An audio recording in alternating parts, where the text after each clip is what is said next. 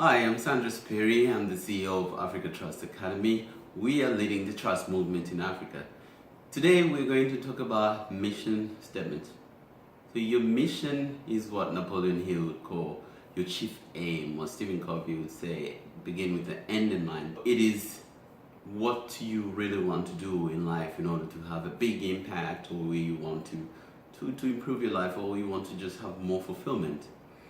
It's similar to if you will step outside right now and then you go into a taxi, you jump onto a taxi and the driver asks you, where are you going? You wouldn't say, oh, I don't know, let's see how it goes, I'll figure out as we go. Right now that sounds ridiculous, but actually that's how most people live their lives. They just drift along and whatever comes their way is what they would do, and not totally in charge, not even planning it out. So your mission helps you to plan out your life, but to just give you that purpose, your chief aim. Why is this critical? It guides you and it will help you get fulfillment. Who is this for? This is for you if you're a student and you're trying to figure out, what do I want to do in life? I've got people who, because they don't know what they want to do, then they study further. And again, they get a degree, decide that I'm going to study further because I'm still not sure what I want to do. And they keep studying and studying because you're still waiting for that big, for somebody to tell you what to do. But by taking this little exercise or this process, it will help you figure out what you really love to do and what you want to do in life. And it's also for you if you are an entrepreneur. Maybe you're just starting out, you want to figure out what business you should get into, or you got multiple small businesses and you're not sure which one you should put your focus in, because if you have a lot of small businesses and you're dividing your attention, none of them will grow to be big. So you need to choose one and put all your effort into that one and make it grow. When you get to a certain point, then you can start others or diversify. It's also this information is also for you if you're working, you're a professional, and you want to know how to make a bigger impact in your organization, bigger impact in the world, and you want to know how you can get a promotion, or you want to gain more influence. And the mission statement is also critical because it will help you just work to your strengths and play out your strengths. So the biggest question now is, how do I know what my purpose is? I'd say look at what you love. What do you love? What do you enjoy? What do you like doing? What takes up your time? What do you talk about most? What inspires you? From those questions, by looking at those things, it will help you figure out what is it that you love. And from what you love, then you write out your purpose, because those are the things that you just do without somebody saying, hey, it's time for you to get up and do this, or hey, you forgot to do that. So when you're living your mission, you don't need motivation because you're already inspired from inside. One way of finding out what you love is by Dr. John DeMartini. It's called the DeMartini Values Determination Process. So the values determination process asks you a series of questions, about 13 questions in total, asking you what do you have around you, what do you spend time on, what takes up your time, your money, what are the things that you talk about most, what do you think about most, what do you read most. So do that exercise and come up with your list. So a lot of times people will say, I value family, I value justice, hope, like all those things that, like, a lot of times you can't even say what they are, or you say them because they sound nice to somebody else, but in reality your life shows what you consider important. So when you do your value determination, you find actually what you really care about. So when you get your list, the number one thing on your hierarchy of values is something that you just do, you don't need motivation for.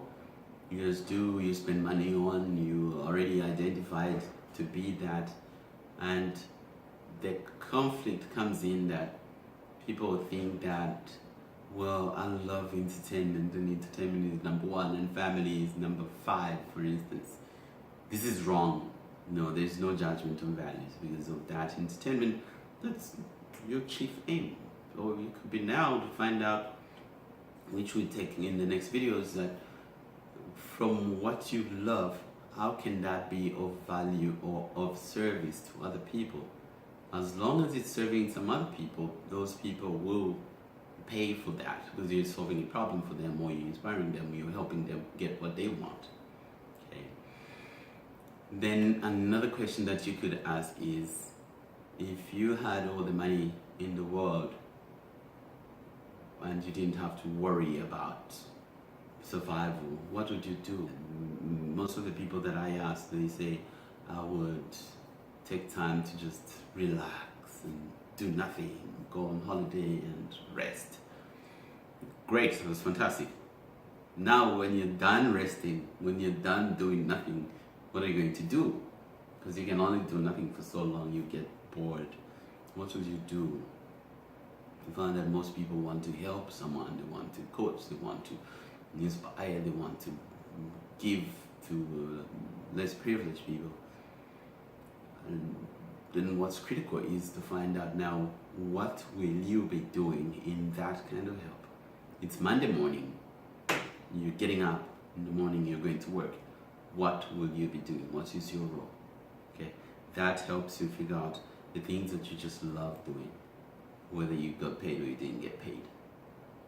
Great. Now let's look at the method of writing out your mission statement. From your hierarchy of values, you figure out the top 3 of those values, and from there you craft what you want to be. And the method we're going to use is called be, do, have. What do you want to be? And you write this in the present tense. So you say, I am. Okay? So for instance, in my case, number 1 is personal development, number 2 is making money, number 3 is entertainment, number 4 is fitness, and number 5 is family. And when I looked at that verse, it was like, oh, why isn't family number 1? But it's still it's on the top 5 on my hierarchy of values. And from that I crafted what I want to be. I am a master educator, speaker, writer who inspires and educates people globally to transform their mindset to attain ever greater potential. So that is my B. I am a teacher. I'm an educator. That's who I am. And when I wrote this in 2009, I wasn't doing this work. And when I wrote it, it was like, but when I read it, it resonated, it felt true to me. And because of that, having that clear, my life has worked out to, I've grown into that mission. So that's the B part. What do you want to be? Okay, you might attach it to a role, or you might attach it to a position, but really it's a description of what you want to be, what you are, and according to what your life currently demonstrates. And don't worry too much about it, that does it mean it needs to be for life? This is my purpose, that should remain the same forever and ever. Not really. For most people it is, and it remains that way. But you don't have to worry about that. You can tweak it and keep changing it, and certain things will happen that will just make your mission to be much clearer and more detailed and sharper. So start with something, write out what you want, and then read it. Then if it doesn't feel right somewhere, change it again until it feels completely comfortable. Again, don't write it for somebody else to look at and mark and say, oh, this is fantastic, this is a beautiful mission. Your mission is true to you. The second part is do. Okay, what are you going to do in order to be that? So for me to be a master educator, I read, I study, I research, I teach, I speak, I put in the time, effort, and energy required to live this mission. This is what I do, because that's what I put in order to be that. Okay, and I teach other people. I give service to people. So the do bit is about your altruism. What are you giving to the world? What are you doing for others? That way, if it's of value to them, then they will give you value in return. The last bit, or the have bit, is what do I want in return? What am I going to have as a result of living my mission and doing all this? Let's say I have a privileged lifestyle of financial wealth, health, recreation, family stability, recognition, all those things that I want. And I put on this only the things that inspire me. And when I read it, I feel, wow, this is awesome. And I read it all the time, I feel energized and live with this mission. And as I grow, as I go through life, some of the things are not this, not that, but there's certain things that are always there. Okay. So I've incorporated all my top 5 values in my mission statement, either in what I have or what I do or what I am. So for instance, my work is around personal development, and because I do that, I get paid. And because I value money, I keep some money, and also I work to make money. And then because I love entertainment, what happens is that I get to hang out with my clients. We have to do work, then we hang out together, we have entertainment, we have fun together, and also that's built into my life. And because I love to travel and fitness, I go to gym, I exercise, do that when I spend time with my family, we travel together, we do things together, and I spend lots of time with my wife, spend lots of time with my kids. But all the things that I really love, which are true to me, I've incorporated them into my mission statement. So look at you, look at your life, and look at what your life currently demonstrates, and write out that mission. Remember, you need to write it as be, do, have, and it just needs to feel true to you.